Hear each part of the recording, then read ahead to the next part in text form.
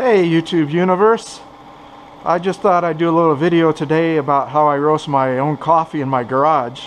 This is my little roaster that I have here. There's some coffee sitting up on top of it, and the only problem with my roaster and doing this in the wintertime is that if it's below 50 degrees the roaster will not turn on and work. You'll get an error message right here. So I found a way to get around that, because you don't want to do this in the house, trust me. You get all kinds of smoke from the roasting coffee and it's just a mess. So what I've done is I've got this little space heater, and I put that on the roaster for a while, and it'll bring that temperature up enough that the roaster will actually work and I can roast coffee in my garage in the wintertime. Because right now it's actually 10 degrees out here. So it's pretty cold. And I think we're almost ready to go. I'll check it out and then we'll come right back. Okay, let's give it a little check here. Yep, as you'll see, we have a time on here instead of an error message. So we're ready to go. And what I like to do first is I'll take all the stuff that goes in here, the drum, and this is just a little catch to catch the chaff off of the coffee beans. I'll put that in there and I will start it.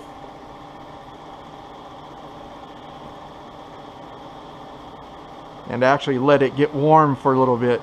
That way it warms up the barrel and the other equipment that's in there, and it heats up the inside a little bit.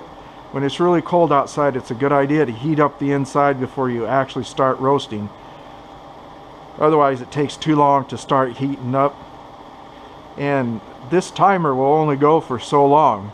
So if you run out of time and your coffee beans aren't done, you either have to wait and start over and try and finish roasting them, or you're just gonna have to drink them at whatever roast that they're at.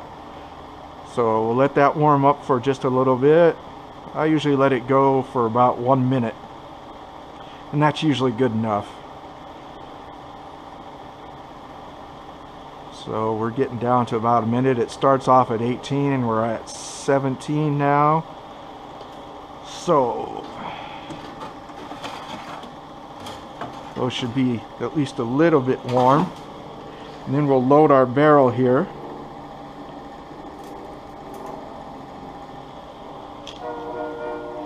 Here's the green coffee beans. We'll just stick those right in the barrel. And we'll get that lashed up. What I like to do is shake it a little bit. That gets some of that excess skin off of the beans. Because whatever doesn't come off out here, it's going to come off in the roaster, and you get a lot of chaff in there sometimes. Okay. And then we just have to get it seated in there. There's not much room in there to maneuver around, so sometimes this can be a little bit of a challenge. Alright, we're seated in there. We'll put the chaff drawer in. Close it up. And we'll get it started. Excellent. We have movement. I don't know if you can see it, but the drum is rotating inside there, so it keeps the beans moving at all times so they don't scorch or burn on one side. Alright, we'll let that go for a little while and we'll come right back. Okay, here we are back. We've been going for, let's see, about 9 minutes and 15 seconds roasting so far. And it does have a little light inside the roaster, but I'm not sure how much you're going to be able to see. And I wish I could stop the roaster and take the beans out and let you look at the process and see how they change through the roasting period. But the roaster has a safety feature where once it gets up to a certain temperature, if you shut it off, then you have to wait for the temperature to drop back down before it will start again. After it gets so hot and you shut it off, it won't restart right away. I guess that's so it doesn't catch on fire or overheat or something, but it really makes it a pain in the butt because as I said before, if you don't get the beans roasted in one shot, then you have to wait for the roaster to cool off and start the roaster back up and get it back up to temperature and try and finish the beans, and they're just not as good that way. I can add a few seconds to the roast here by pressing this plus button. See, I think it adds, I don't know, it's 15 seconds for each time I push it, but even then it'll only go up so far. It'll only let you add so many minutes to your roast. So the beans are getting a little bit darker and they smell wonderful. There's a stage in the roasting process where the beans are just starting to turn like a light brown color, and it smells wonderfully nutty. That's my favorite stage of the roasting process, and it's just starting to get to that stage now. And I'm not sure how long we've been roasting now because I added some minutes to it, but we're getting there. And I hope you can see a little bit in there, but probably not. Oh, I didn't tell you what kind of beans. Today I was using, it's a Nicaraguan variety. I don't know the exact name, but they're from Nicaragua today. So that's our progress so far, and we'll be right back. Hey everybody, we're back, and from the sounds of it, and I don't know if you can even see in there, but we're at the point in the process that's called first crack, and that's when the coffee beans will start to pop, and I think you can hear them. I'm going to be quiet for a second so maybe you can get a audio on it.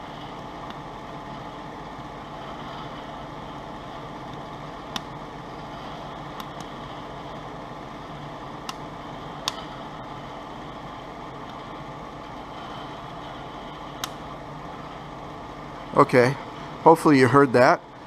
And so first crack is basically the point where you could actually stop once it gets through first crack, and you could grind it and drink it as a drinkable coffee.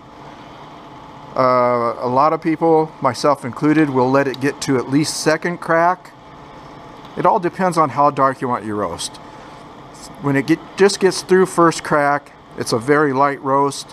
When it gets up to second crack, that means it's a little bit darker, and if you let it get into second crack too far, you're going to have a fairly dark roast. And if you let it get way into second crack, you'll have what they call a French roast, which is really dark. But I usually let it get just up to second crack, where you can hear maybe 1 or 2 pops, and then I start the cooling process. So right now it sounds like we're just about through first crack, and then we'll just have to wait a little while, and when I hear those first pops of second crack, I'll start the cooling process. Okay, we should be getting close to second crack here pretty soon, and I don't think you could really see inside there very well, but I'll give it a try. You could probably at least see the drum is rotating with the coffee inside of it. I could open the door so you can get a better view, but then all the heat would disintegrate out of there, and that wouldn't do me much good. So it sounds like we're just at second crack now, so we're going to start the cooling process.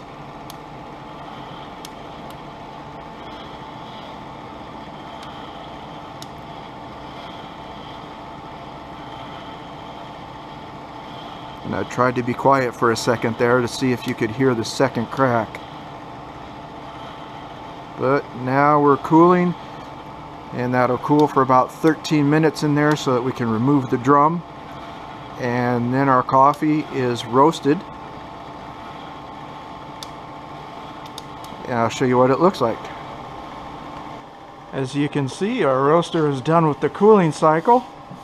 So let's pull these beans out and see what we have.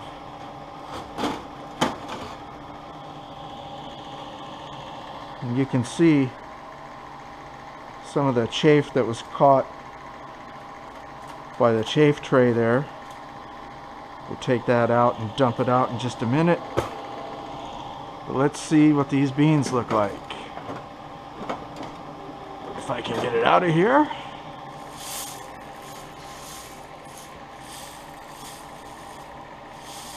And there they are. Let's dump them out and have a look at them.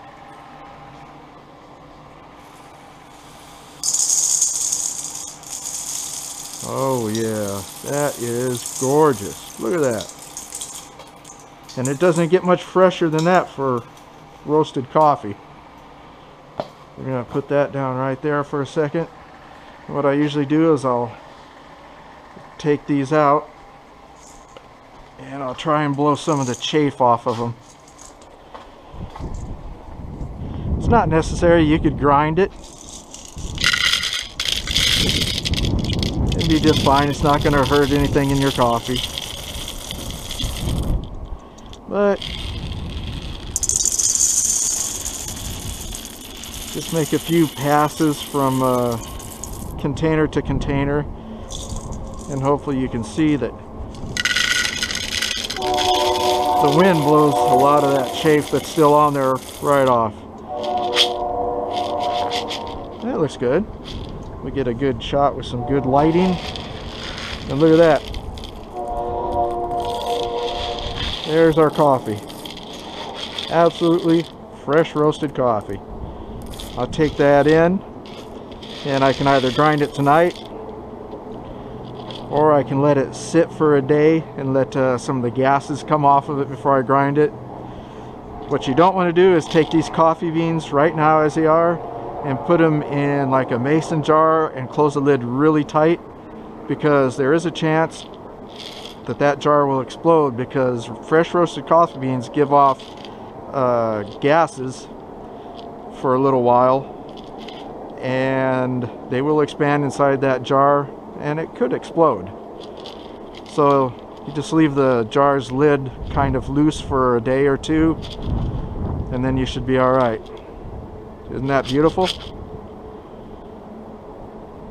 And there you have fresh roasted coffee. Thanks for watching.